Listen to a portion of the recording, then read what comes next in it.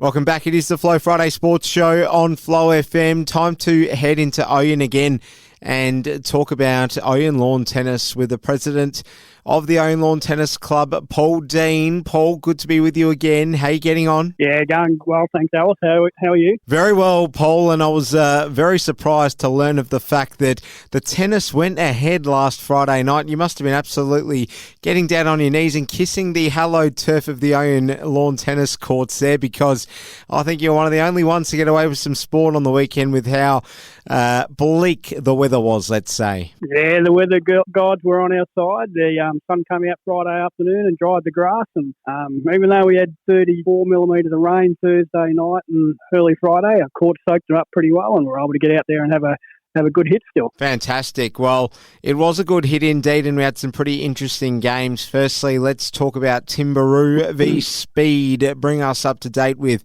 how these games went, Paul. Yeah, Timberoo have now found themselves on top of the ladder. Well, they did when they came back from the bye after the previous week, up against Speed, who won their first two, but have not fired a shot since.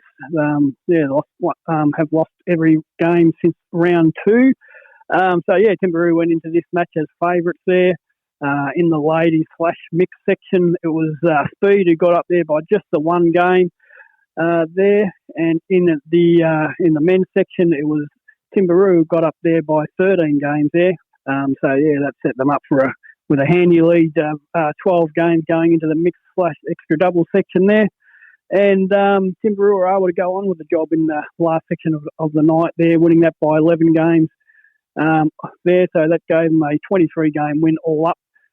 Overall, final scores there, Timberoo 11 sets, 89 games, defeating Speed 6 sets, 66 games. Three-set winners there were Nigel Hamilton, Nate Singleton and Mackenzie Clark, all playing for the Timberoo team. There we have it. Well, how do you feel about Timberoo at the moment, Paul? Early pace setters now? Yeah, happy to be on top of the ladder there, but we're not getting ahead of ourselves there. So a lot of tennis balls will be hit over nets and whatever before we get to the pointy end of the season. So yeah, we'll just take it, as they say, we'll take it 1 week at a time. Oh, I can just tell, if we had some visuals of you, that lid'd be just about bursting off, I reckon. But you're doing well to contain yourself on the air. Now, just looking at the other game, Carmel versus Colwyn. Carmel went into this game looking for a victory. Of course, they ran out of steam after winning their first game. How did this one go in the end? Colwyn got the win there. Carmel have been very unlucky. They've had a lot of close matches, and this is yet another one, but another close match they've been on the wrong side of. And, this is actually a really high-scoring match. I'm just going through it. There's 7 tiebreakers in this match. So out of 18 sets, 7 of them were tiebreakers, which is pretty good. So going through it, Carmel won the ladies/mixed double section there by 1 game there. Over Colwyn. In the men's section, it was Colwyn who got up there by just the 3 games there. So that made it 2 games of difference there going into the mixed extra double section there. And in the mixed extra double section, it was Colwyn who got on top there, which is where they won it by 10 games there, and giving them a 12-game win overall.